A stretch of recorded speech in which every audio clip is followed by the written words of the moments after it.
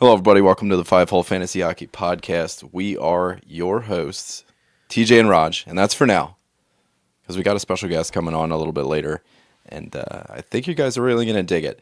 But like I said, we're Five Hole Fantasy Hockey. You can find us on Twitter at FHF Hockey. You can find us in the Fantasy Hockey Discord. We've got the YouTube channel if you guys want to find out, watch us live, get it the day before, things like that, and always check out FHFHockey.com. I'm working on some fun new stuff there. And yeah, I don't know what else to say. Like, I'm just pushing updates. I'm not really like hiding anything behind. Like, I used to hide links and stuff if it wasn't done. Now I'm just like, I don't care. So the whole stats page is a work in progress. But you guys can check that out if you want to hang out. Okay, so the whole thing live. Do it live. We got Raj in the house. What's been going on with you, man? That's Stanley Cup Game 1. You guys were telling me it was great. I fucking fell asleep because my body needed it after that 3-day trip, Grand Rapids and all that. But how'd it go? Dude, it was incredible, actually. As a Canucks fan, everybody's like, you got to cheer for Florida. You can't screw Canada's team. Go for Florida because I don't know why, but, man, I'm so behind the Oilers right now. And that game was super sick. Like, from the anthem, which we'll have another episode about anthems another day. I don't think they should do them at all. But it was incredibly emotional. It was awesome. And then Draisaitl scored like right away, and they just blew the roof off the building. And then Florida came back. Nice. And Florida came back. Edmonton came back. Overtime. You're relying on Stuart Skinner. Oh, like the last thing you want to do, right?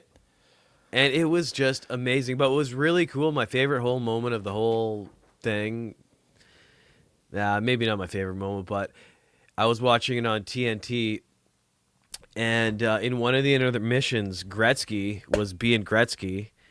And he's like, well, look, the Florida's playing Rick Tocchet defense. What McDavid needs to do is come and do this and this and this, go around like this and do this and pass it over here. And he came out and he did exactly that and set up the goal. And it was just like, it was awesome, man. I'm obviously like still beaming. Like that is why you watch hockey. That kind of hockey game right there. That was it. My dad and his wife were texting me the whole time. Oh, we're watching the Cup. Are you watching? And right before I fell asleep, I was like, yeah, I'm pulling for Edmonton in this one. Florida got theirs last year. Got to see McDavid get hers. And it's like, why are you not rooting for USA? And, just to give you a taste of my family here, they're like, what, you're rooting for the 51st state? And I was like, come on. We don't need to pull that shit into it. And for that reason, I'm rooting for Edmonton even more now. So thanks very much. Tell your parents both teams are majority Canadian players. That's true. True enough. What we got for you guys tonight, we got the Keeper League mailbag. Right behind this one, we got the Dynasty series. It's going to be starting up next week. We're kicking it off. Tony Ferrari, Sebastian High are going to be joining the show. We got Will Scouch right behind it. And this year, Scott Wheeler is going to be joining us, but after the draft. We're going to be doing something fun with him, nice. Where we like kind of see where people went and we talk about it that way. So most of every year that we've done the Dynasty series has been, we're talking about things ahead of time. So it'd be nice to have a little hindsight, like find some good fits and, talk about depth charts as they evolve with the draft picks. Because, like, what happens with Anaheim, man, like, okay, Olin Zellweger is the guy, right? And then they go and they get Minchikov, and now Jackson Lacombe is coming in. Like, God forbid they draft another defenseman. Where does he fit in? So those kinds of questions and stuff. It's going to be a lot of fun to talk to Scott with, kind of around those things. Steve Ellis is going to join the show as well. Jam-packed Dynasty series for you guys. Very much looking forward to it, but we talked about Game 1, man. There's a couple other, news and notes that went around. Marco Sturm is officially the head coach for Boston. Dan Muse, the head coach for Pittsburgh, USNTDP product. And there were some, I think, assistant coaches announced for the New York Rangers. He's getting, who's he getting there? Can you help me? I forget what names it Rangers? was. Yeah, the Rangers. Sully is being joined by, I think Sacco's going there from Boston. There was Sacco and another Ty Hens, David Quinn. David Quinn. Okay, so that's the name. Yeah. So yeah, David yeah. Quinn, Joe Sacco, Ty Hennis. Very good. That's looking like a jam-packed bench for the Rangers. So hopefully they can pull back like a And bounce back. on a very similar note, Canucks added our assistants today too. That's right. Kevin Dean, Brett McLean, and Scott Young, who nobody's ever heard of any of them. So I think there was there were a couple for the Flyers as well. Did I send? Hold on, sorry. Oh my God. yeah, that's true. All right, yeah, you do some Flyers- talking. I got to figure something out here.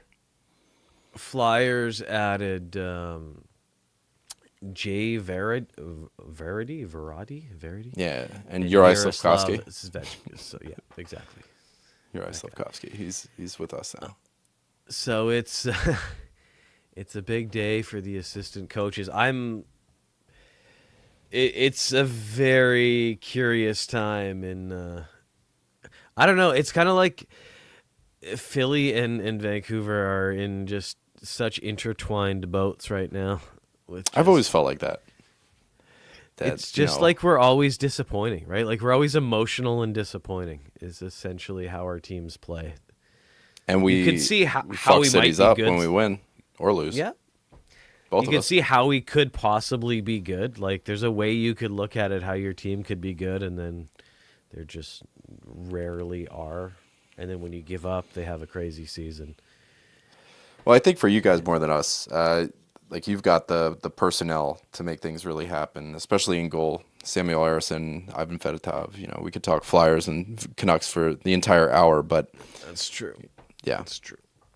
Vancouver might be a little more equipped for it. But today we're talking keeper league stuff. So folks have either submitted their keeper league situations to us through the Discord or through Twitter, anything like that. But I wanted to kick off the show. We did a little bit of Elias Pettersson talk in the last episode, but him as a keeper, I think it goes without saying that his value kind of falls a little bit with his performance last year.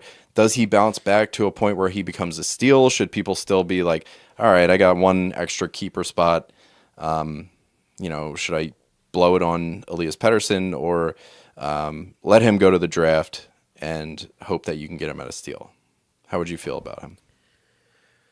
Well, I think it very specifically depends on your league because he's not going to be worse than this year. Like, there's just no possible way. He had 45 points this year. So he had less than half of the points he had 2 years ago, right? So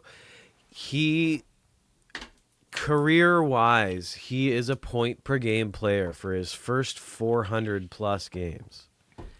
That's including rookie season. That's including, like, all of it. First 400 games, point per game.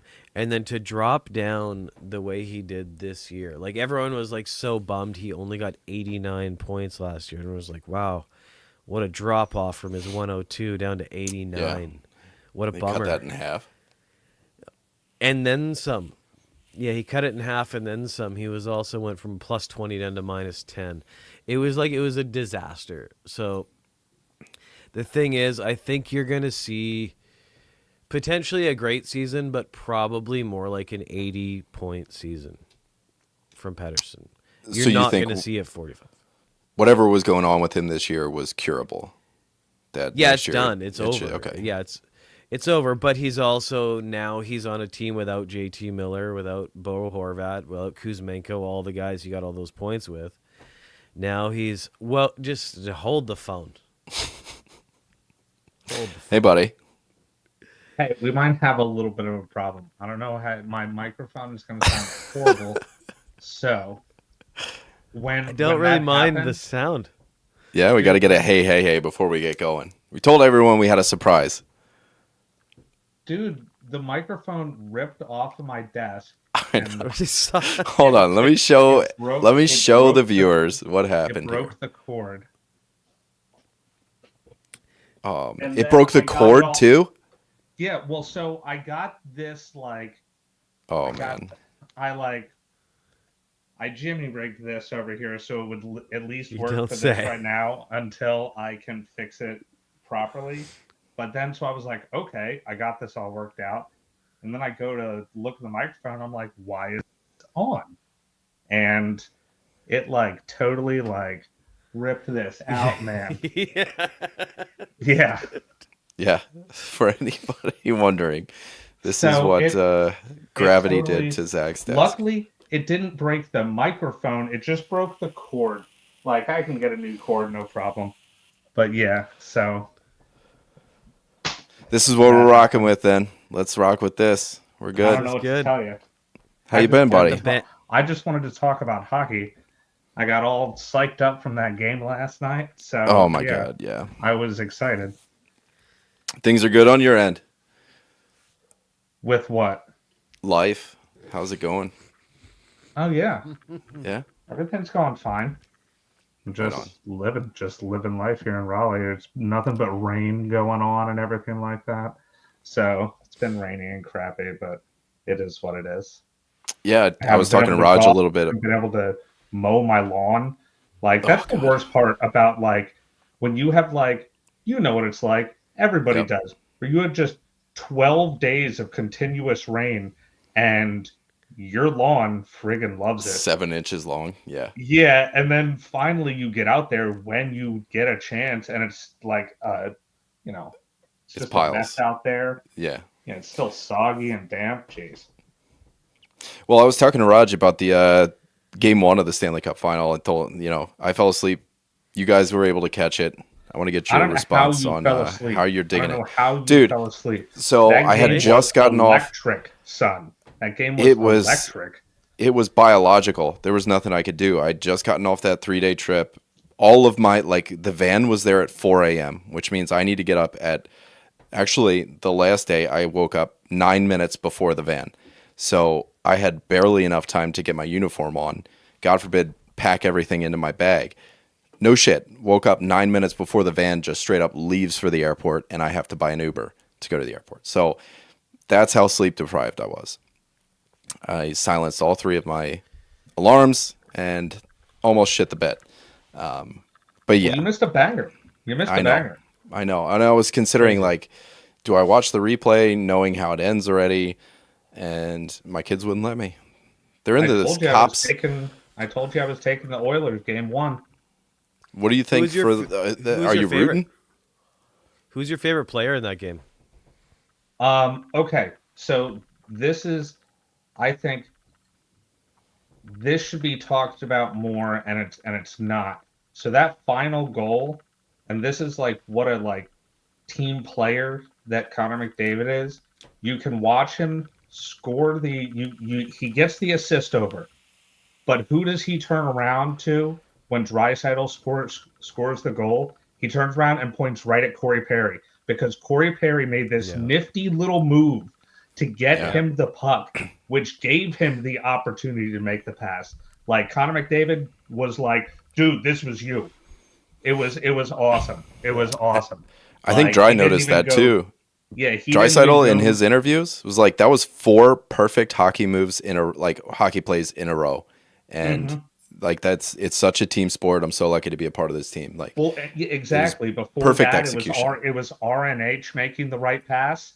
It was a great goal. And even there was a couple of times before that goal happened where it was getting down to the last minute, and literally there was a minute and 5 seconds left in the game, and I sat up on the edge of my seat because it was you could feel something was going to happen.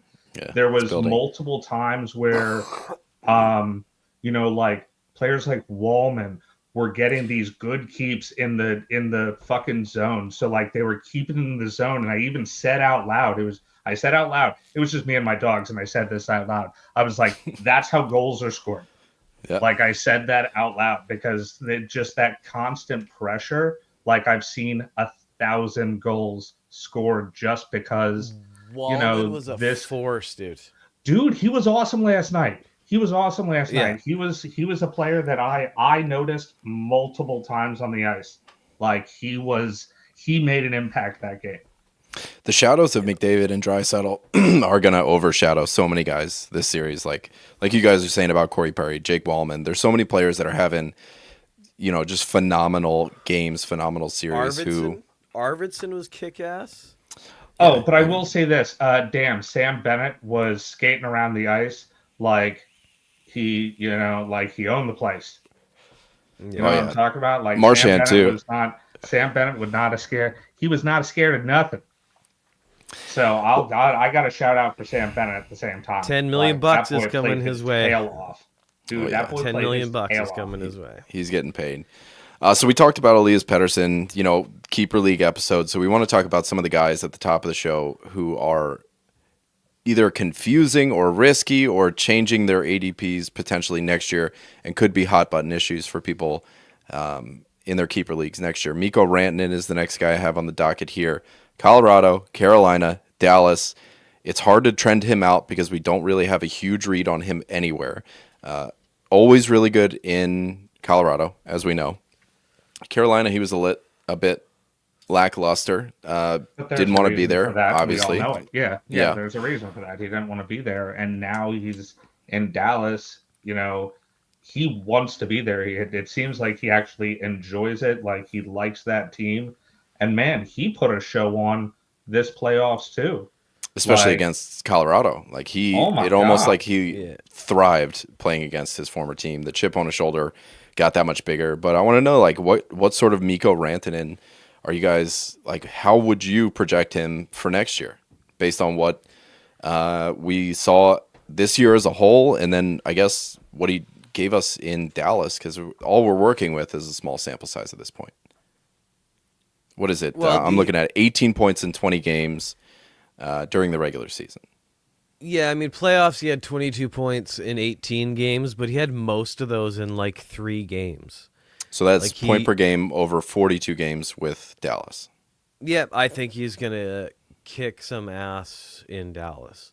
The Carolina was just clearly a moody, fuck all of this. I'm not going to be here in a couple months. We've all worked at places like that, haven't we? Can't you say that you've worked at a place where you just didn't fit in with the culture of the company, of any business that you've worked at? It's happened to me. For sure. So I get it. They run it a different way. You know what I mean? Like Taylor Hall came in and pretty much at the same time, and it was like he was a veteran on that team already because he just fit that system. Ranty did. You look at Rantanen's career shooting percentage, it's crazy. 16, 17, 18, 19. 5%. Carolina, he shot 5%. Then he gets to Dallas and he's back up to 14%. So he's just like, I'm having none of this. So I think in Dallas, he's going to be just fine. He has no Makar or MacKinnon, but he's got Harley and Robertson. And he's a play driver. That was the thing about Colorado. They had 3 legitimate play drivers. Here he's kind of the main one. So I think even though he loses the support of those guys, I think he's also kind of the main guy on a fucking killer team. I always kind of think of this, hold on, before I lose this, because it's great. I always think of this like the Millennium Falcon, right? Where MacKinnon was driving the Falcon, but Rantanen was working the turret. You know what I mean? It's all going to the same. So he's Chewbacca?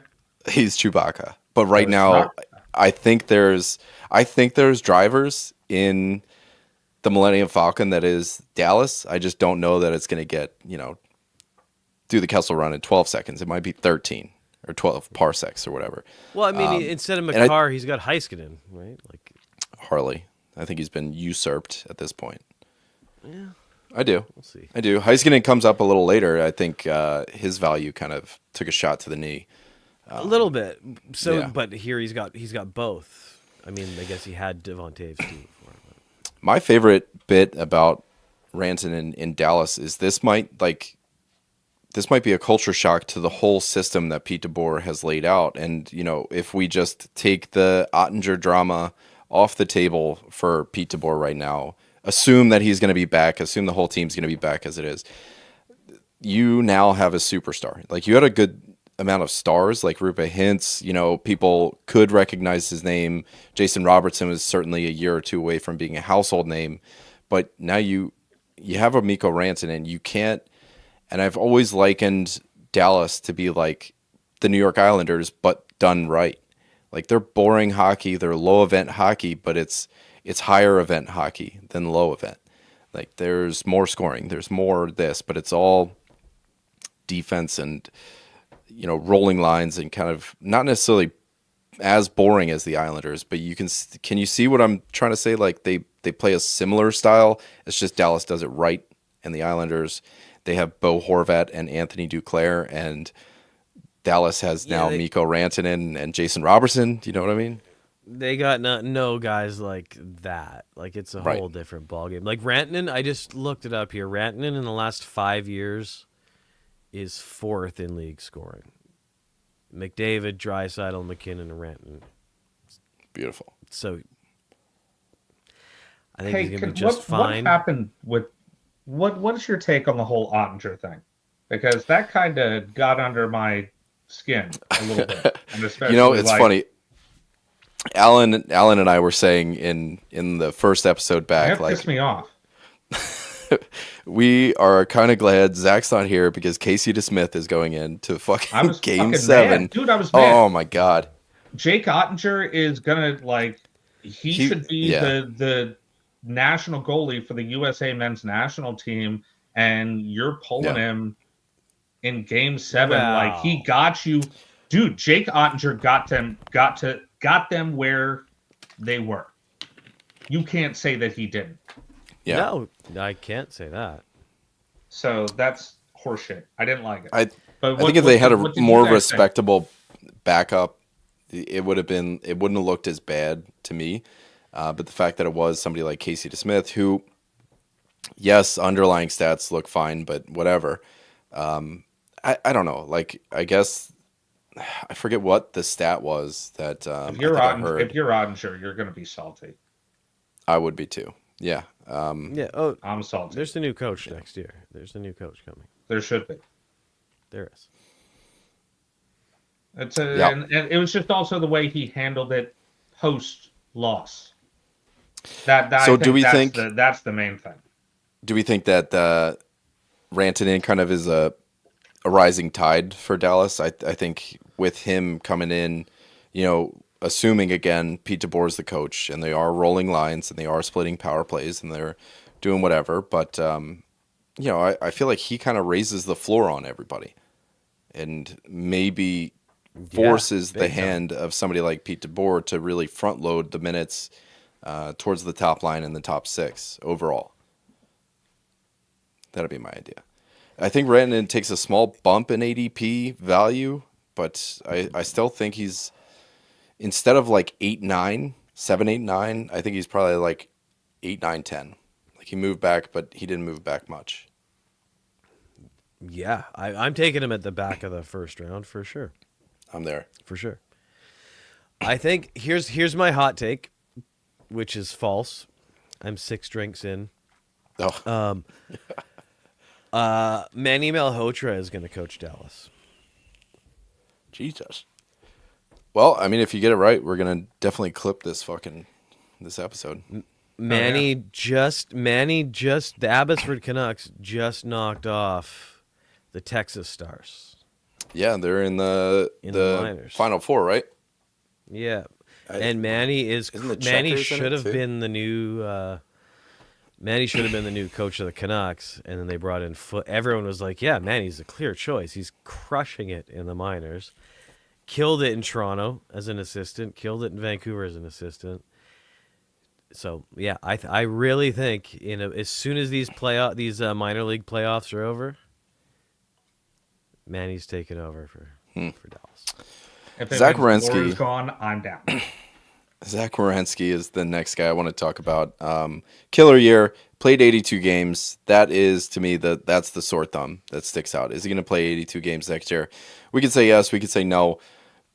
We're not going to find out until a year from now. Is he a risky pick? Sure.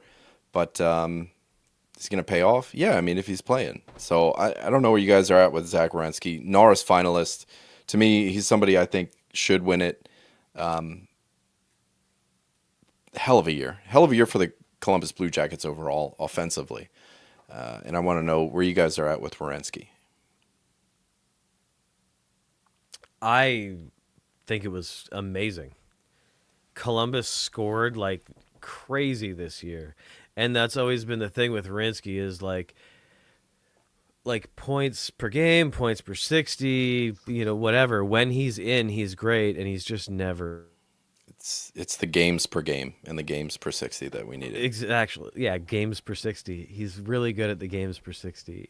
But he finally played a whole season, and he's like, in a season where you don't have Makar and Hughes having seasons like they did. Like, I think Werenski is like, those three will get probably the next 10 Norrises.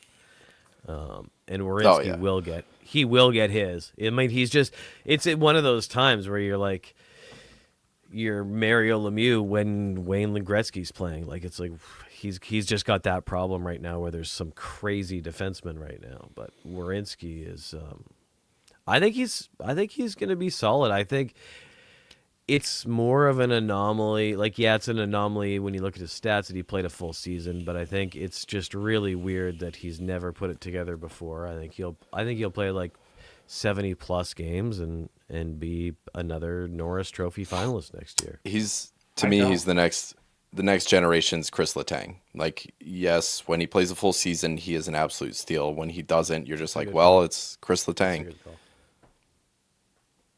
But he's never had point per game. He's never done point per game before. There was that one really good season with Seth Jones. I think it's always been in the tank. It's just everything came together, and it seems like a lot of variables that all have to hit again next year. Exactly. Wouldn't you think that would be, time? I would see a regression in that. He's never had a season where he's played this many games, number one. And it's like always these freak accidents. I'm not saying it's his fault. He gets hitting like random pucks just climbing up a stick, whacking him in the face. You're done for a while. Like, I get it. But it happens.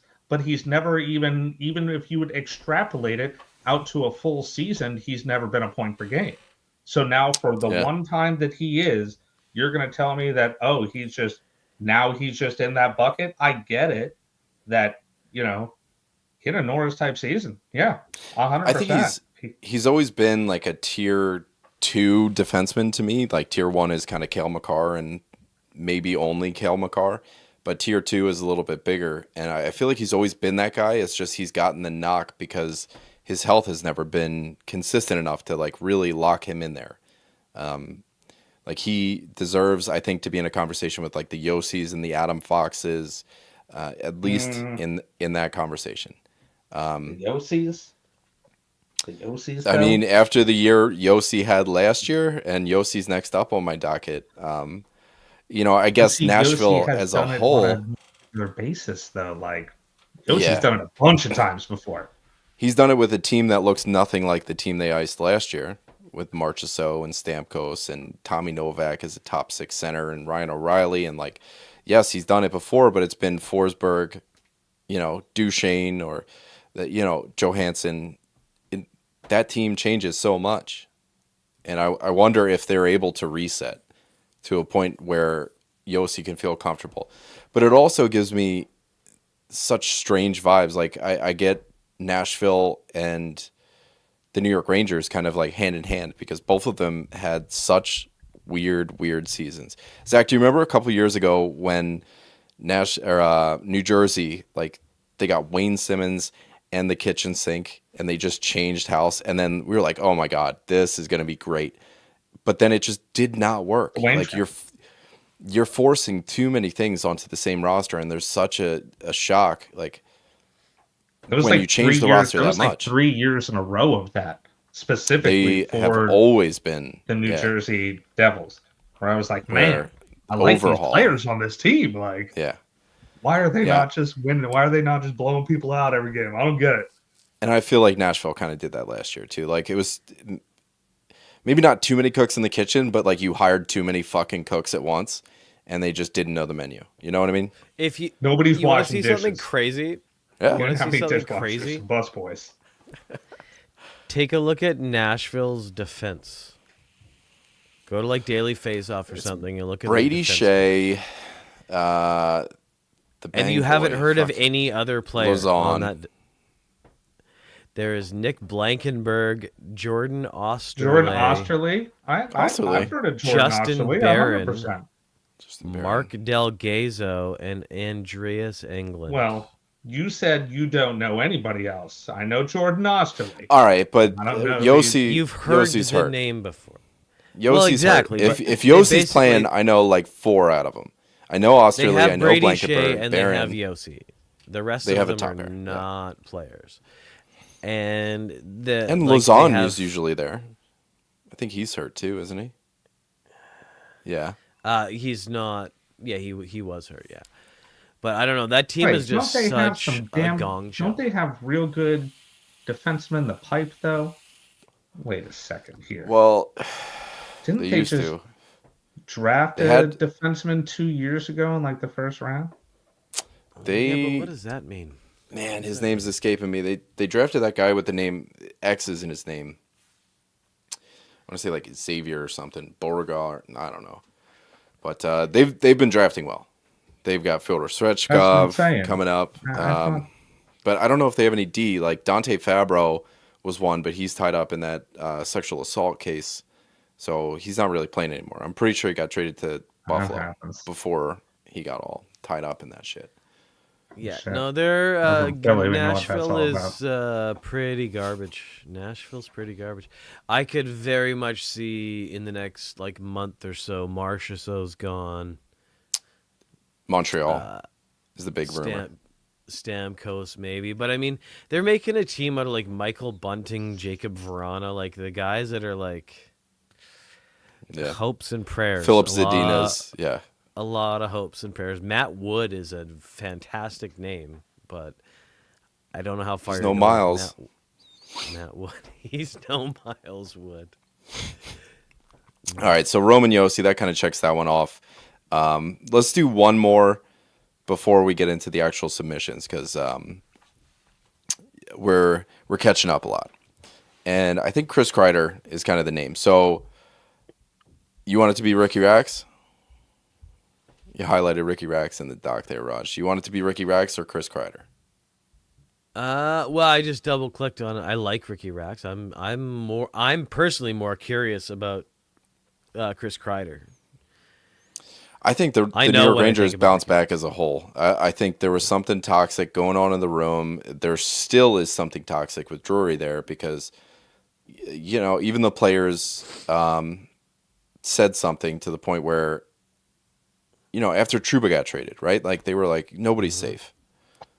And it wasn't, I don't know. It felt like it was off. And now they got a new coach. So maybe they come back refreshed. Maybe they come back everybody's value. But Chris Kreider, the most of all, like 54 goals or whatever it was. And then that was a down year after, naturally. And then a down year for the whole team. So I think Kreider is going to go right back into his like middling kind of value bit. But I also don't know how Sully's going to push this roster out. I had a question know, for your Panarin, for Miller, whoever. the world here. Like, what do you guys think? Like, of they have Trocheck, JT Miller, and Zibanejad. Somebody's playing wing, So- and it's going to be Zibby. So, yeah, like Miller used to be a winger. I don't know. Like that's like your Find a righty, Panarin- find a lefty. They're going to be center winger on a line together because then you have face-off advantages from both sides of the circles. Lafreniere is finally a player. He's a decent player. He's getting there. Yeah. It's going to be super interesting with these new coaches. It really is. All right, let's get into the submissions. I'll read them off, and then we'll see, because we got to whittle them down a little bit. Oh, kick ass. I just got a trade request for our trips for, American Airlines and stuff. Not a fan of we can trade trips. So I got removed from that one, got put on a different one. I'll check out what it is. But we're going to talk about Heinze's one. This is a league where people go crazy for goalies. Somebody was keeping down to Casey DeSmith is probably getting kept in this league. People are nuts with goalies. There was a guy rostering 6 or 7 of them at one point. It's weird. So I don't know. Okay, it's a 14-team keep 4 Cats league. Goals, assists, plus minus, shots on goal, power play points, shorthanded points, hits, blocks. For goalies, it's wins, goals allowed average, save percentage, and shutouts. So very much quality versus quantity. You want good goalies. Paraturan is hanging out in the chat. What's up, buddy? He has kept Pettersson the last 2 years, and I have 1 more year where he could keep him. 3 years max keeper, and he's just not sure he's still a keeper. We talked about this a little bit at the top of the show. We talked about this a little bit last episode. Is what it is with Pettersson. Let's see the rest of the guys. He's got Seider, Jake Sanderson, Lane Hudson, Byfield, Fiala, Holloway, Blackwood, Gustafsson, and he reminds us of the goalie status in this league, but he would rather trade his goalies since that's been working for him. I imagine they fetch a pretty penny. Alternatively, I could trade for other keepers as well, other guys on other rosters who might be on expired contracts, maybe only have 1 year left, that are forced to trade who he has interest in. Kyle Connor, Matthew Tkachuk, Jason Robertson. All 3 of those names are names I'd like to get my hands on. So I've got the league context here for us. The players in consideration, we talked about Seider, Bedard. Actually, I don't think Bedard was in here. I don't know why Yeah, it wasn't Bedard. Scratch that one. So we got Seider, Sanderson, Hudson, Byfield, Fiala, Dylan Holloway, Mackenzie Blackwood, and Philip Gustafsson. Trade targets could be Kyle Connor, Matthew Tkachuk, Jason Robertson. I wonder if any of those guys might be attainable through one of the goalies. So what we need to do, how many are we keeping here? Keep 4 all day, and he's keeping MacKinnon and Tkachuk. So the list, Brady Tkachuk, the list that I shared with you guys, Seider, Sanderson, Hudson, Byfield, Fiala, Holloway, Blackwood, Philip Gustafsson. We keep 2 more of those guys. And I think it'd be pretty easy to put together 2 names. I really like Lane Hudson, what he's been able to do in Montreal. He's a fun one to root for.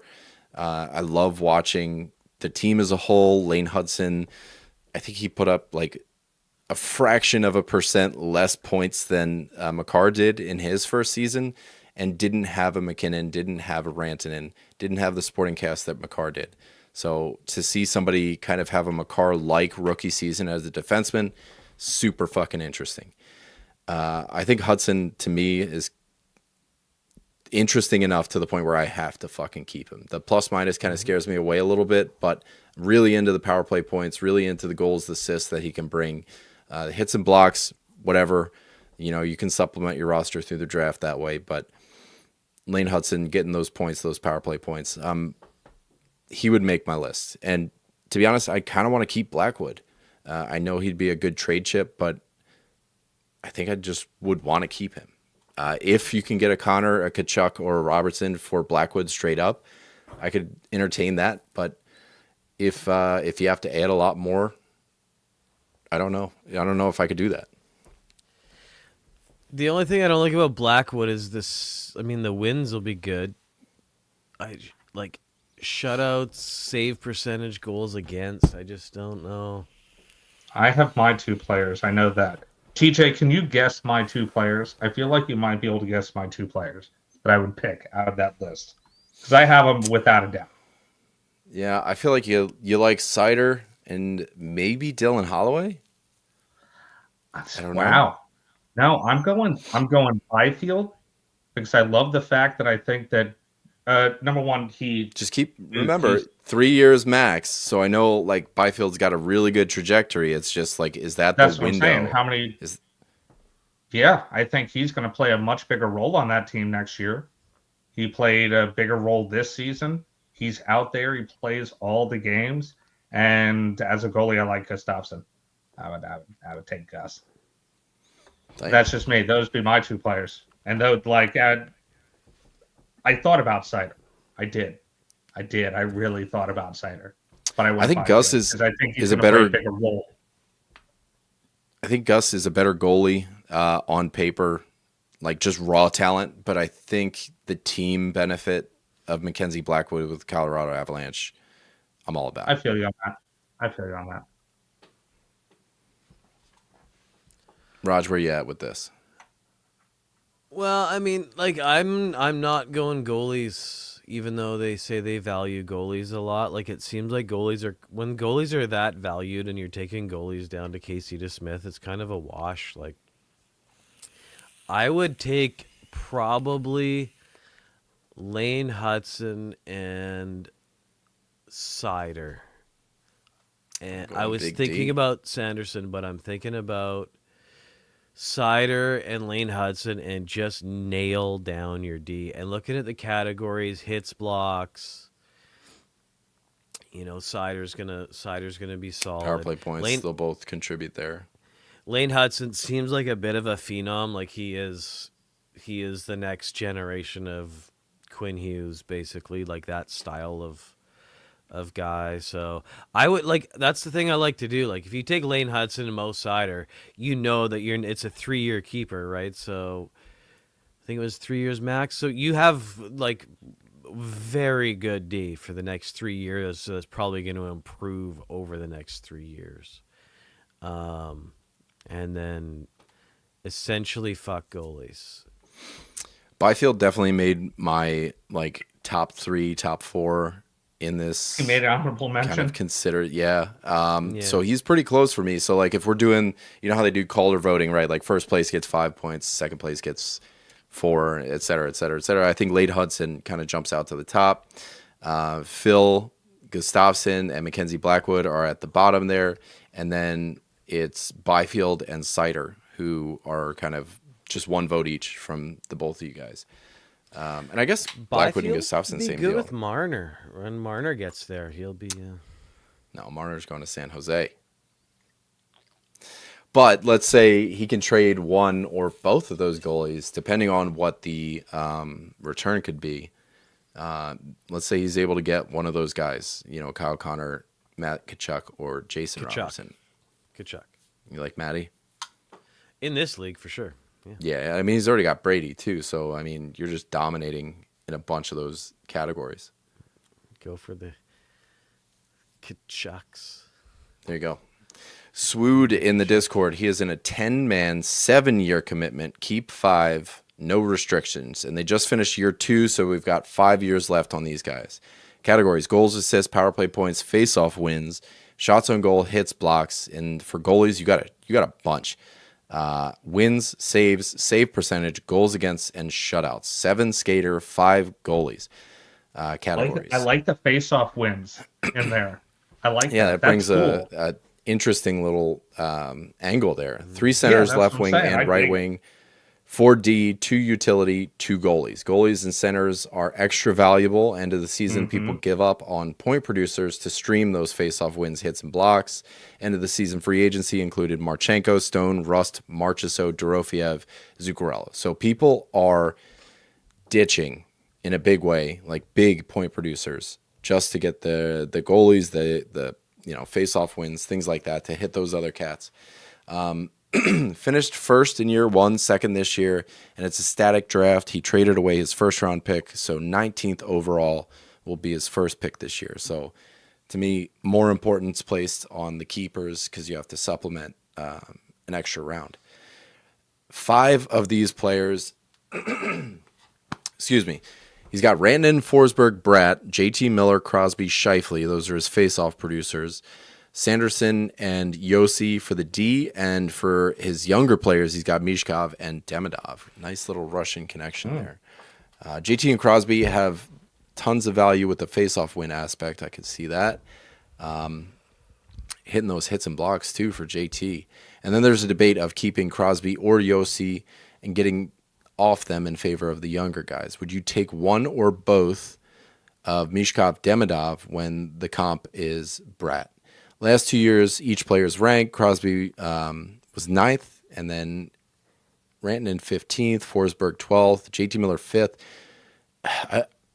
JT Miller hits all those categories, so he has to make it for me. I think Rantanen's in there too. How are you going to get off Sidney Crosby, though, if faceoff wins are so important? Yeah, you really can't. That makes no sense. He was just talking. Yeah, I know, but he made it seem like other people will drop other people and like give up good players so they can like go for face-off wins. Yeah, Sidney Crosby has that in the bag. You'll be getting those all the time, not worrying about it. That makes no sense to get off Sidney Crosby. He's still going to be playing next year. Very, very, very similar to this, and JT Miller is like the guy. Like this year, he had a shit season, and it looks like he was 18th in this guy's league, and he was 5th the year before. Because the nice thing about Miller is he takes the majority of faceoffs, but he's always listed as a winger as well. So you can put him in on your, you can dress him as a right winger usually, and he's getting you face-off wins. So you can have Crosby in the middle. You can have your right wingers also getting you a bunch of face-off wins. Yeah, so I'm looking at Crosby, Rantanen, probably Forsberg. I just love Forsberg. Miller. Oh, he's a ton of fun. He hits, he shoots. Yeah, he's up there for me. A whole bunch of stuff. Yeah, a whole and it's just proven. Like your keepers, you want proven. Like you want to get the guys like Bratt. I love, but he's also like his upside's probably higher than. He's replaceable, and he did say like, the comps were Mishkov, Demidov, where it looks like Bratt finished in the top 100, 82nd overall. Mishkov was 196th. Tocchet is going to change that system up a little bit, so hopefully he gets unleashed to a degree. I think with this one, skip the young guys, let them fall back to the draft. They're going to wind up in the middle of your draft, even at 19th, where you draft first. I think you could even probably pick up somebody like a Bratt there. So I don't think Bratt hits my top 5. JT Miller is definitely in. He's probably the first one off my board. Crosby right there, Rantanen, Forsberg, and I might even double up and go for Yossi. Those might be my 5. I think I would, in all honesty, I would 100% agree with you. And I thought we were going to come down to a Yossi Sanderson conversation, and I was going to be all about having, we talked about having proven it already. And earlier we said about Yossi has already done that. I thought you were going to take Sanderson. And I was going to ask, has he really proven it already? Because I don't think he has, but I know so many people that, and I'm not saying he's on a great trajectory, but I don't think he is as high as people are putting him right now. Yeah. Yeah. And I mean, if we're talking 5-year commitments and things like that, I feel like the guys, Crosby might not have 5 years left. JT Miller probably does. Forsberg probably does. Rantanen, and Yossi, we'll see. But you don't have to keep these guys for 5 years, right? That's what I mean. That's, so next year is a different year. Yeah, you'll have a different keeper, and then every year you can evaluate when's the year that you're going to ditch Crosby. And I don't think it's going to be the next 2-3 years. So having that double, that dual wielding face-off benefit, when people in the championships are like seeking out face-offs, you've already got this cheat code, right? So I think that's huge. I'd be all over those two. So sorry, I've also been watching the NBA Finals Game 1 OKC tonight. Yeah, OKC. Here, Indianapolis. I'll push this over so you can watch it on my screen here. Oh, Canada's other game. Well, it's over. Indianapolis OKC was winning. Yeah, Indianapolis. Did they fucking really? Yeah, they came back Holy out of nowhere at the end of the game. That's why I was like over here like making faces and just like staring into nothingness. Because it was like a wild comeback, which the pages keep doing. But yeah, no, they came back and won by 1 point. Holy, my God! Last I looked, they were down by 20. Yeah, yeah, and they came back, and with 0.3 seconds left, dude hit a shot to put him up by 1 point, and they won. Yeah, All right, no, it's wild. So we it's been got two Matt. great nights. It's been 2 great nights of like finals style sports. I love this time of A year. 1 point game is nonsense, dude. That's like an overtime game for the It was NHL. That's fantastic. 111 to 110 was the final score. All right, Matty EC. That's our next keeper bit here. He's got 2 leagues for us. They're both 12-team with keep 5s. Now I'm all locked in. Sorry. There's a 3-year keep limit on both, and they're both bangers cats. One has shorthanded points, one does not. Both leagues, he won the President's Trophy, just came up just short in the playoffs, so the picks are going to be late because there's no snake. So it makes it harder for the top teams, which I think is fair. League 1, we're going to do it league by league here. This league does count shorthanded points on top of the standard banger cats, which are goals, assists, PIMs, penalty minutes, shots on goal, hits, and blocks. He's got to choose 5 out of Reinhart, Jack Hughes, Quinn Hughes, Hamilton, Forsberg, Scheifele, Tuck, Trocheck, Markstrom. And an important caveat for this league is there's only 3 weekly ads, so you're not streaming. Reinhart, or it's very selective, as he puts it. Reinhart, Scheifele, Tuck, Forsberg, and Trocheck were all top 20 players in this league. You're leaning heavily on the hits, the blocks, the PIMs with those guys. Which is strange. Well, I guess like Jack Hughes probably didn't hit it because of his injury history, but he hurts that fucking shoulder every year. You could set your clock to it. Reinhart, to me, is a lock. I think the other locks might be Forsberg and Trocheck. You said Trocheck in that list, right? Yeah, he's on here. He's as locky as you get. This is the shorthanded league, right? Yeah, he's in there. Oh yeah. You can't let Trocheck Reinhart too. So Reinhardt's a big one for that. I don't know what his goalie cats are, so I don't know where Markstrom's really going to fit in. But I like Markstrom. I like the trajectory of the New Jersey Devils. I think you're going to get some solid rate stats out of him and some solid volume stats out of him.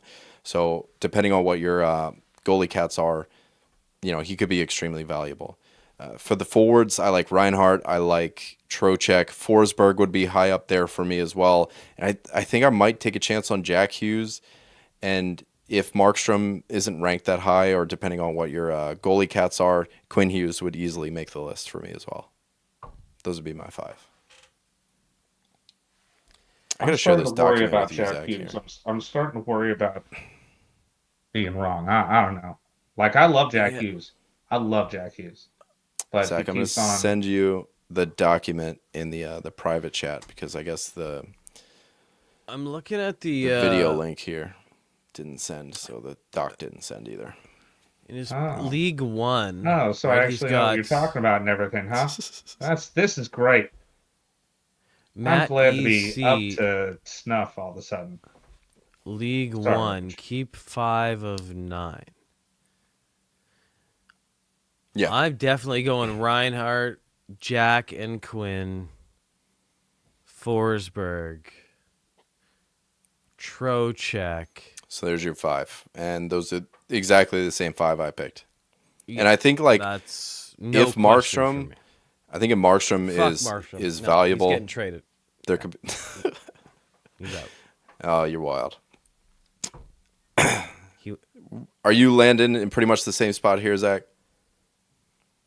Well, see, this just blew my mind that you actually sent me this document so I can see what's going on. I've been trying to keep track of all these players that you just read off. It's impressive, yeah.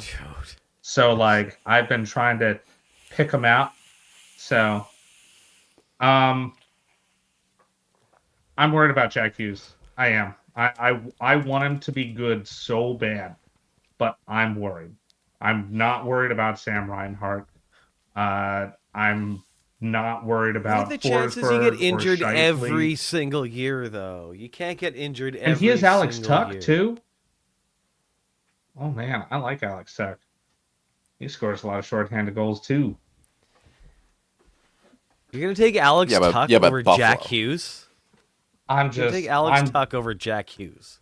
Okay, I get 5 of these people. It's Markstrom, Trocheck, Scheifele, Forsberg, and Jesus. I guess it is Sam Reinhart. Did I just say the same ones you did? No, you went. Shifley didn't make my list. Markstrom. Oh, I'm didn't make taking my list. Shifley. Yeah, I'm taking I Shifley think- and I'm taking Markstrom. I got to take goalie. I love goalies. Y'all assholes hate goalies, and that's one thing I don't like about you people. But I don't mind goalies. I think a volume goalie is very important. And I like Connor to have a little, Hellebuck is very little important. anchor goalie too. One that I Benjamin can switch Button. out. So it's your little half 0G, half fading goalies. Well, do you know what Thatcher Demko has done to me? As like the workhorse goalie who can never let you down and always comes through. And then lets you down. I love How many goalies games so has he much. played? I want like 2 mitts. I want to be mitting 2 goalies off at the same time. Demko has been out for 2 weeks for like 8 months. And I'm that guy that will load up on goalies, and then all of a sudden people's goalies get hurt, and my goalies are worth a lot. True enough. League number 2, 5 of 8. I think this one's a little easier. There's some bigger names out there. Same scoring, no shorthanded points. So Draisaitl, yeah, that's a lock. Shifley, Thompson, Tage Thompson, Jake Gensel, Josh Morrissey, Rasmus Dahlin, Roman Josi, Ilya Sorokin. Working from the top down, Leon Draisaitl's there. Rasmus Dahlin is there for me. I'd probably go Gensel and Josi. And I mean, I like Morrissey too, so I think my 5 are the same 5. Part of me wants to get Sorokin in there. I think Thompson and Shifley, I think they're good. I don't think Shifley hits enough categories for me outside of points to really make this. Like Gensel bangs, Morrissey is a defenseman, so you got that going for you. Dahlin and Josi, I mean, you don't have to draft a defenseman the entire fucking draft, so you kind of just draft around him, right? And Sorokin could kind of give you a leg up in the goalie department, but I don't know what the Islanders are going to be. So I'm just Tage worried about Thompson the will bang a Islanders. little bit. Tage Thompson will bang a little bit. I mean, Like in this league, I don't know.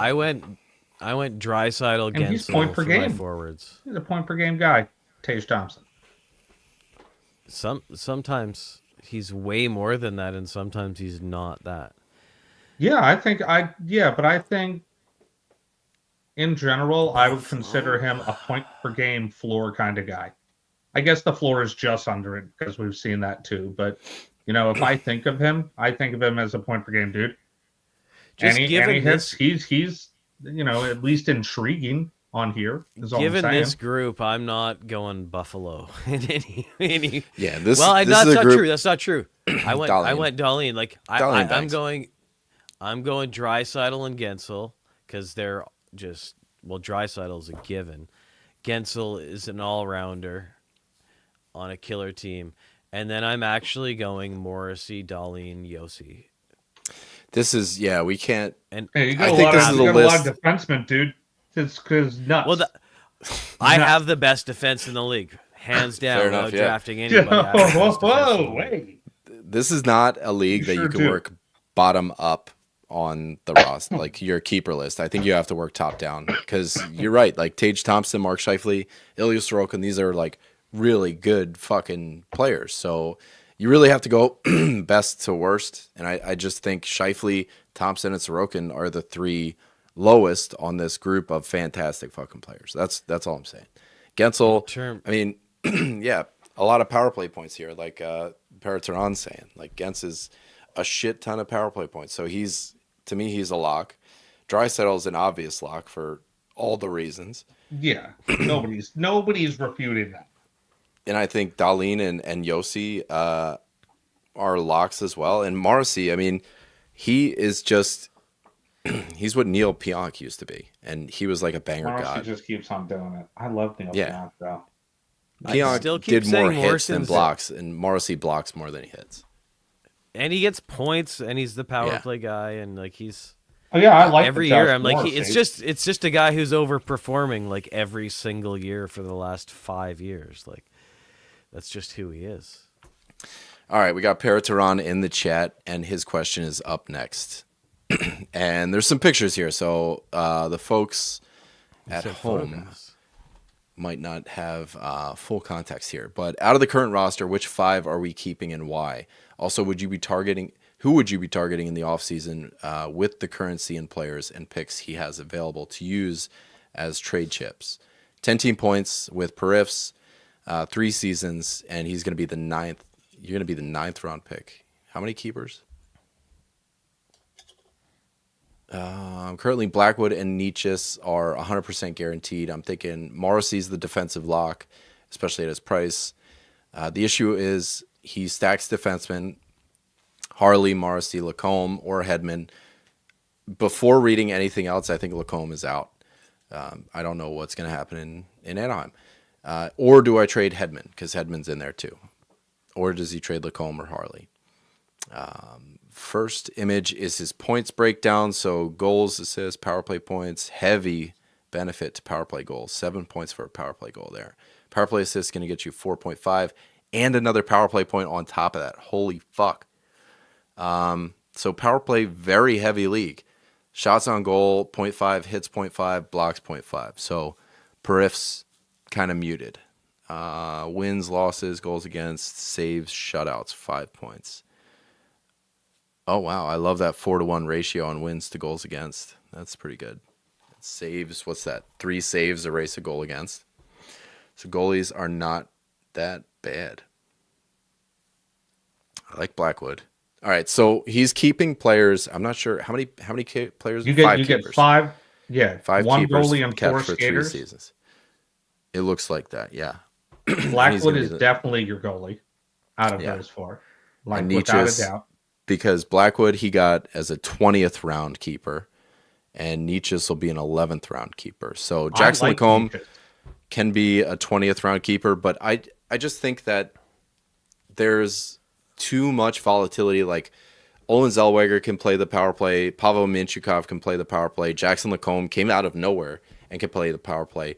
But those are all Greg Cronin moves. And now Joel Quenneville is coming in, and I have no idea who he's going to prefer as a top power play guy. So I think Lacombe is just too risky if we're talking 4 skaters. Marchand in the 7th, don't know where he's going to wind up. He's kind of playing like a background role. Boldy in the 4th kind of really sticks out to me. I love Boldy. He would be a 3rd round pick normally, so I don't mind him there in the 4th. A little bit of value there. I like Harley here. And he said Nietzsche's and Blackwood are locks, so we need to find 3 more skaters that we're keeping out of these list of guys that he's highlighted. Okay, good, because I already liked Nietzsche's anyway. Boldy's making my list. I think that's without a doubt. Yes, he's the most expensive out of the guys on your list, but I think he's going to be worth every penny. 4th round pick, I think he provides value on that anyway. And where are you getting JT Miller? There's no JT Miller. Oh, why not? Isn't he right there? Well, there he is, yeah. So what, was he a 1st round pick and now you can't keep JT Miller? I guess that would be my question, because I'd want JT Miller. Yeah. I'd like Kevin Fiala. But I like Brad Marchand in the 7th. But yeah, I want to know what is up with JT Miller and Kevin Fiala, because I'm interested in those 2. Especially when it comes to all like this power play stuff. Oh yeah. It was just a 2nd round pick, which would make him a 1st round pick. So he's a hard no on that. Okay. I feel you there. Well, I like Kevin Fiala. That sucks. I don't know. I feel like JT Miller is a 1st round pick, but like that, if you shoehorn yourself into that, like there's no way to make up value. And I feel like keeper scenarios like this, like you win by adding value, not like getting value. And that's where like the argument for Boldy kind of like bites me in the teeth. But I don't know. I feel like Boldy, you still get value out of that. Makar 9th overall or Kaprizov. I agree, and I think then it's got to be Marchand, and you already said Nietzsche's, and one more after that? Yeah. Then Harley, Marchand, and Boldy. Yeah, that I've makes got all the. Boldy. Josh. I like Josh Morrissey. I know. I like. Too? Boldy, Morrissey, Harley, Nietzsche, Blackwood, I think are my 5. Yeah, I didn't even notice Morrissey there. Yeah, I'm changing my answer to Morrissey. And Brady Tkachuk, I assume, was your first round pick and is like not keepable or something. Because I feel like Brady would be. Well, that's what I solid in this, figured but with all of hits the guys. are kind of muted. Yeah, when you said the stuff about the other guys we were asking about, I figured that was the same thing for all of the not keepable non-numbered gentlemen. I think if there's going to be any wiggle room, it would be around Harley. Yeah. Just because I don't know if he's like, if I had to put the lock ratio on whether or not he has power play 1 next year, it's probably 75-25. So like, if you ask me right now, I think he's your power play 1 guy.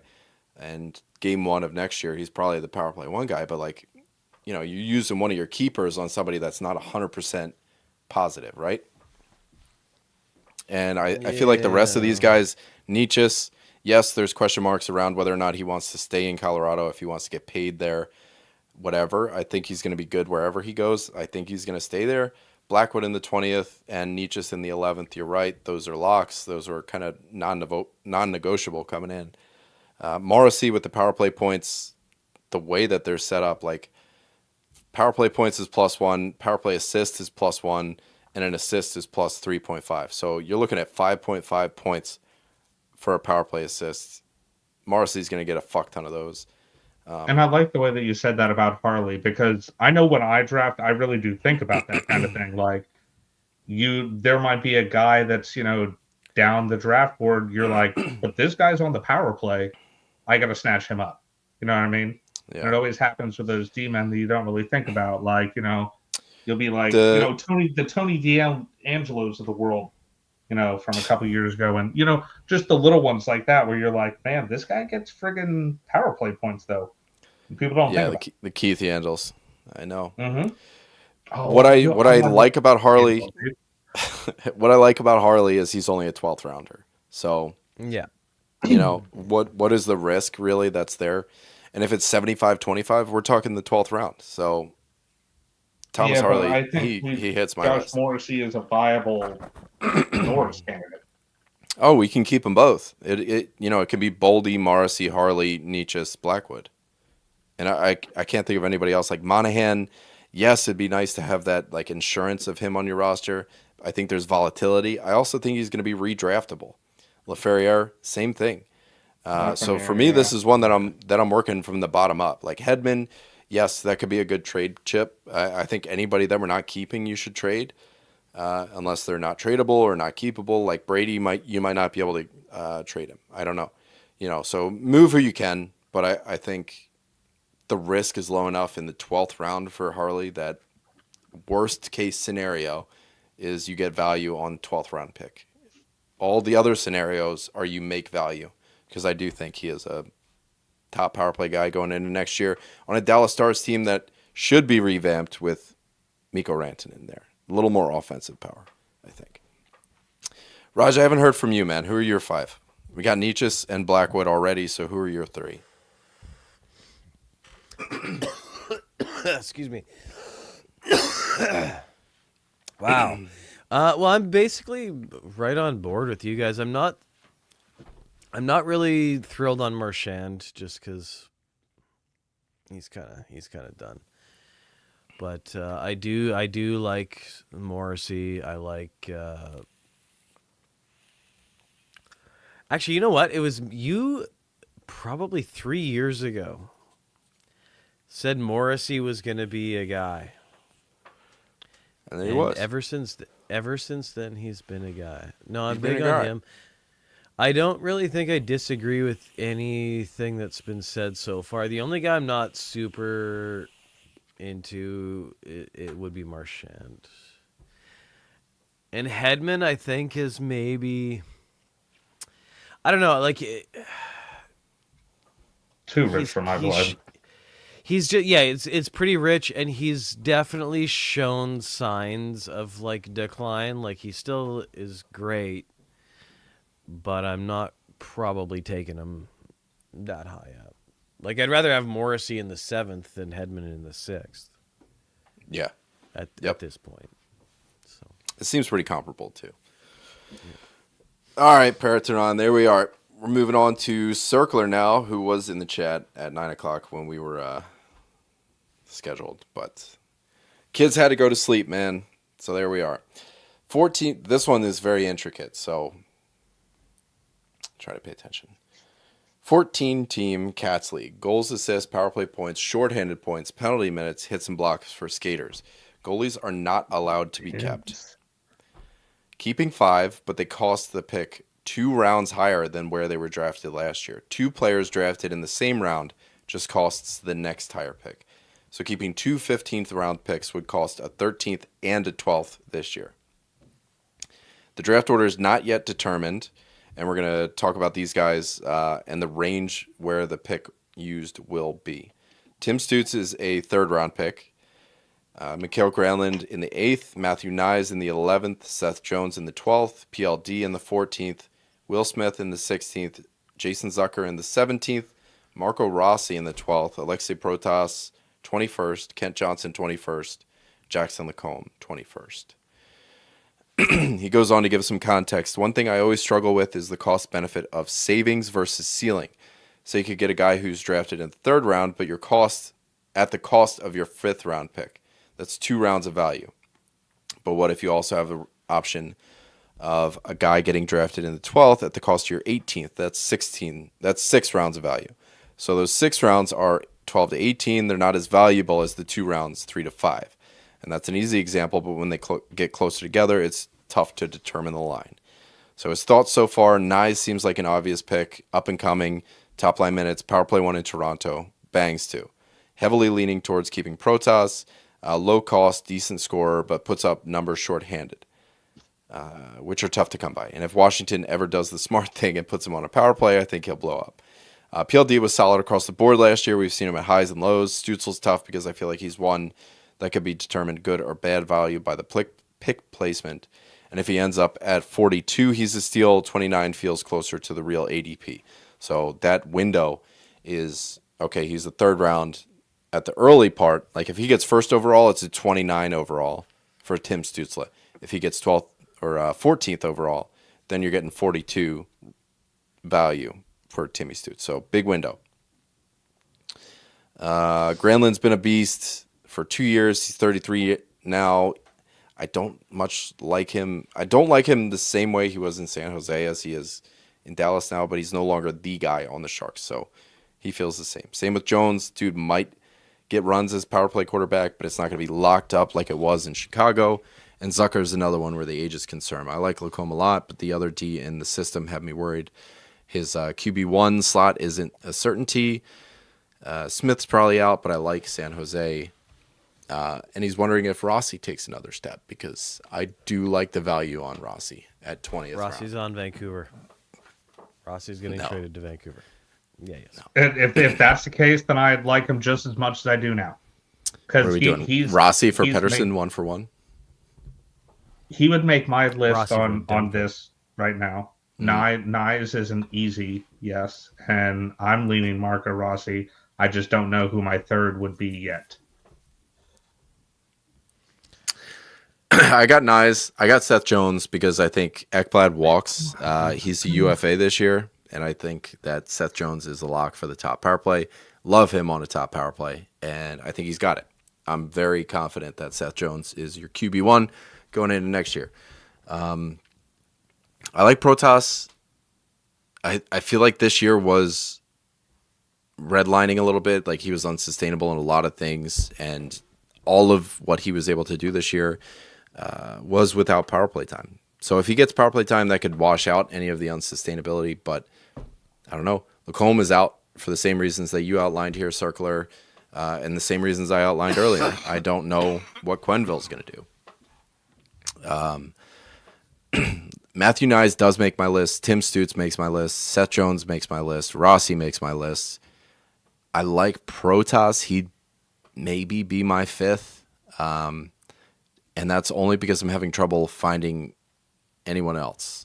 I like Kent Johnson as well, but I think the value at 21st round for Protas, I feel like that's a lock. I don't think 14 for PLD is bad either. Yeah, and I wonder, like, I feel like that's pretty darn good value. could PLD be the fallback if he winds up with first overall and then Timmy Stutz is a 29th or a 29th overall pick versus the 42nd? Because the value there is kind of shitty at 29 for Timmy Stutz. Yeah, no. For me, actually, Tim Stützle is out. As much as I love Tim Stützle, I like him more than any of the three of us. But You speak fluent German, and he's right up your alley. But for the value that you're getting for these other guys, you can't beat that if you're getting Stutz in the third round. Like I said, PLD in the 14th, great. Matthew Nyes, just anywhere that's not like he's going to be a for real player, at least the way it looks. So you're getting him in the 11th. That's crazy. I like Marco Rossi, and for the same reason that you said, Protas. All these guys are these late round people that, yes, I do think have a upside even as early as next year. And I guess my fifth, Jesus, I thought about Seth Jones. If Ekblad is not back, that totally changes the landscape. So he would definitely be a great choice. But that very much so depends on whether Ekblad is going to be there. Nah, I think Ekblad walks. I could see it happening, but they got a good thing going down there, clearly. Yeah, for sure. No, I'm all in for Stutz. Just given the categories, like I have a league where we have this same rule of the 2 rounds above keeper thing, almost the same setup as this. They probably got it from the same place, and I hate it.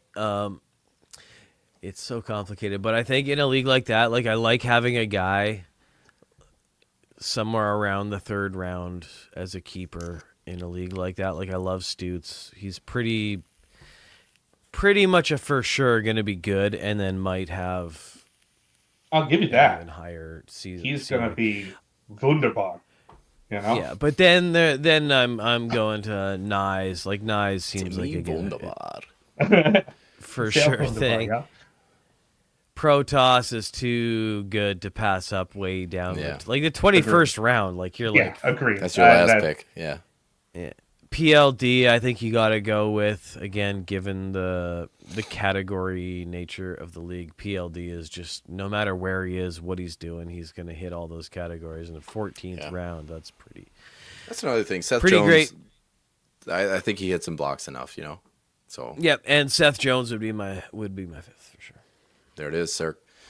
All right, Ice Fire. This one is a pretty quick one. Yahoo Standard Cats, so that's like all your offense stuff, plus minus. Are we keeping Aiden Hill or Dustin Wolf? And then you got to keep one of Stone, Hyman, McCann, or Duchesne. I'm keeping Wolf, and I'm keeping Hyman. Same. I was going to say Hill, and I was also leaning Hyman. It was between Stone and Hyman, but I think I just trust Hyman. He's going to always – he's a little Energizer bunny, that son of a bitch. How do you guys feel about Corey Perry getting power play one time over Hyman even before the injury? Do you think that's something that – He proved it last night. I'm not saying that he's better than Hyman, but he proves his worth. Like, oh, for sure. You go out there and you do the things that turn into good hockey, and he did exactly that. So, it all comes down to what you put on the ice. And as far from what I saw, and Hyman didn't have a bad game by any means, but Corey Perry he was noticeable last night, dude. And he's old. He's old as shit. Well, Hyman broke his wrist or some shit. He wasn't playing, so didn't have a bad game. Didn't have a good game. I was done. Yeah, Hyman's broken. I don't know if he's if he's a top power play guy next year. I don't know off the top what Corey Perry's contract status is. If they give him 1 year, 2 years, whatever. If he's even in Edmonton. If he's not, Hyman's probably your power play one guy for sure. But the fact that there's a conversation there. Perry's going to win the cup in Edmonton and retire is what's going to happen. I could very easily see that happening, but no offense, 40. I wouldn't see him actually 40. getting a sustained power PP1 throughout the McDavid, season next year, even if he is there. I think you don't see that either. No, Brian Harvey on Twitter, he's keeping 6 goals, assists, PIMs, shots on goal, power play points, hits, and blocks. Svechnikov, Jack Hughes. Is this Matthew Olivier? I copied and pasted it. So maybe.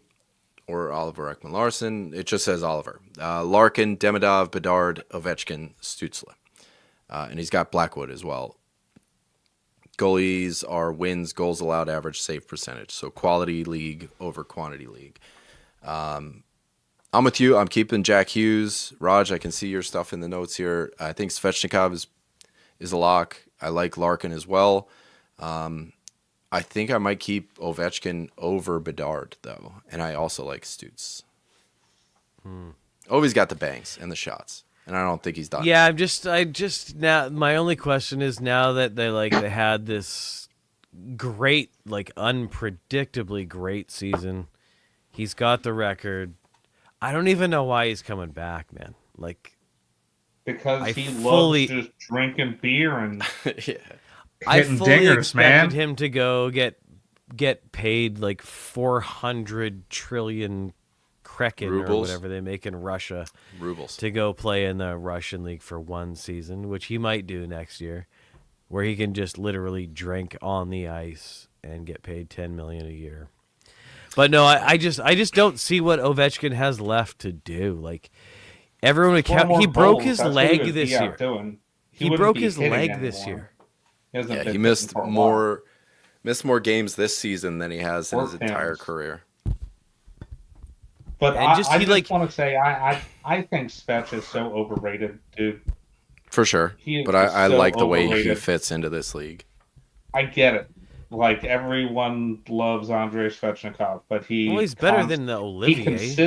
He consists. I know. The only thing is, there's no other better answer. Like, I guess. Demidov, I guess. Yeah. I would choose him over Demidov or Olivier. The Ovechkin I would think about, and it would be who would I get rid of. But I would keep Svech in this situation. But man, I sure wouldn't friggin' like it.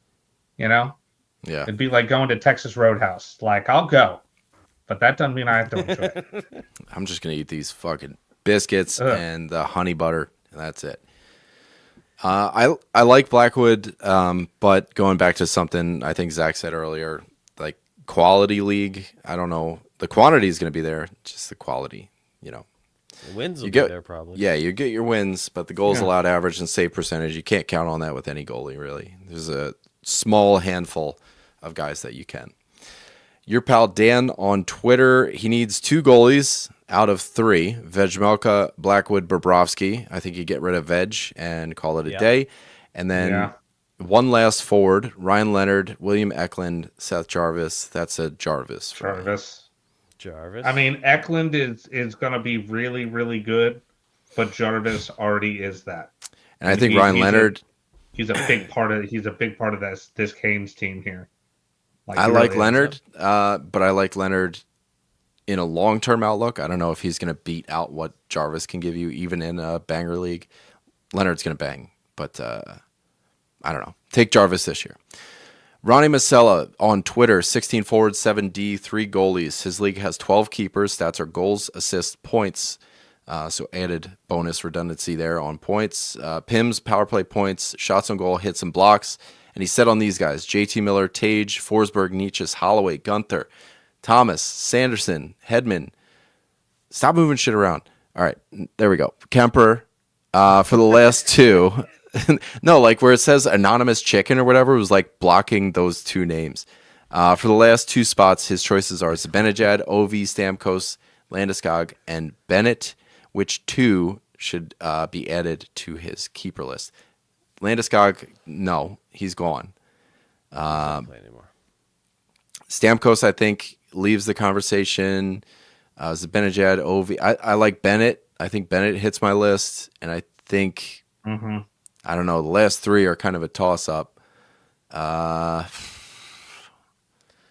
don't know. Like part of me says Stammer, but then the other part of me says Zibanejad, and the other is Ovi. So Bennett I'm and saying Zibanejad, I Zibanejad and think. Bennett.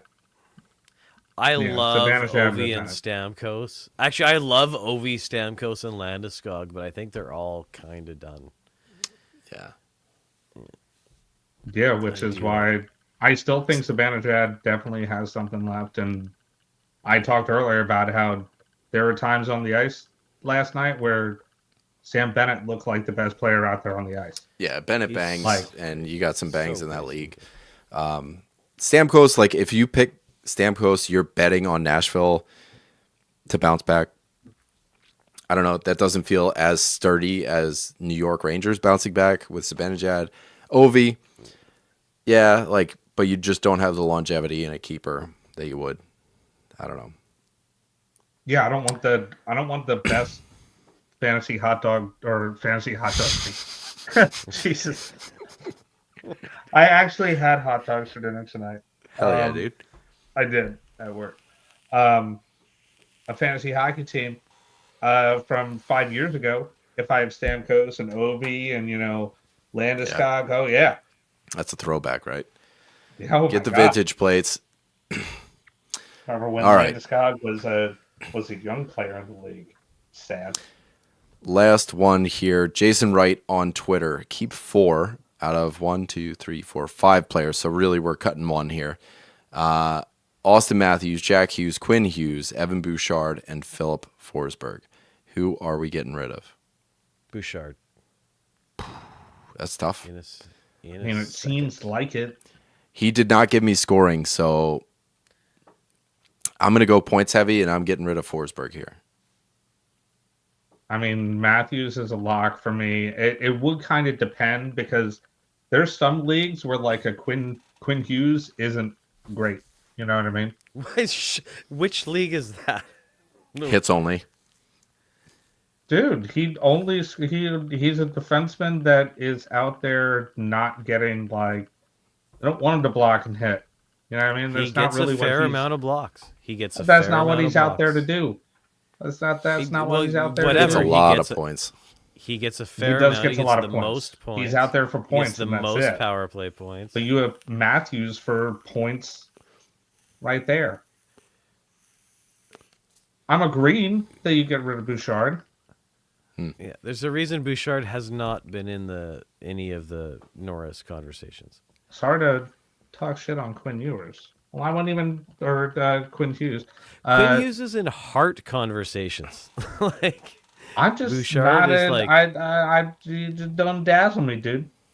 Just don't dazzle me. I don't know what to tell you. All right. Just fact. That's it. So I'm ditching Forsberg. I'm keeping the 4 points, guys, just because I don't know if this is a banger, if it's a points only. I think there's a place for Hughes in both those leagues, to be honest. Quinn. Yeah. I could see an do argument love a points-only league. with Points-only Jack. leagues are fun. With Jack, the injury history, maybe you want to keep Forsberg over him, but then like Forsberg has his own injury history that you have to worry about. So don't really know what to say there. All right, boys. This has been a good time. Paraturan says we should make you a regular on the show here, Zach. That's a pretty good If we can talk about Redeem for Baltimore and stuff, Holy fuck. then maybe. Verbada bing, verbada boom, baby. Right? Dude, Redeem Mr. for Shootout. Baltimore. That motherfucker had a stretch of games. Like, remember he had like a stretch of like Wasn't that 27 games where he scored a point. that was 27 straight between games. Arizona Redeem for and was Florida? Wild. He was That was the year he got traded to Florida, I think. Yeah. Yeah. Dude, no, was he nuts. did it. I think he was. Was it just Arizona? He was just Arizona. He was just Arizona for that. It might have even. I swear to God, it might have been. What did I say? 27. It might have been. It more sounds than pretty that. close. The point streak was like, unreal. It was high 20s or low 30s. Like, it was nuts. It got to the point where it was comical. Those are the good old days, man. He just kept on going. Mother of God. I've been waiting to use that sound clip. But that's gonna wrap up the episode here. So I'm gonna cue the outro music, and I'm gonna say goodbye. Zach, it was great having you on the show. Raj, same as always. Good having you on the show too. Everybody that's listening, thanks for tuning in. Everybody that's on the live, I don't know if you guys are all on Twitter or whatnot, but the almost 100 of you that are watching, thanks for hanging out at midnight on a Friday. We love you guys. And you can find us on Twitter at FHF Hockey. Stay tuned for the Dynasty series that's going to be kicking off next week. Did I say the Twitter, FHF Hockey? I don't know. Join the Fantasy Hockey Discord. Hang out. We love you guys. Thanks so much for hanging out. It's Thursday. Guten Nacht. Let's do. That's first. Oh, late stew.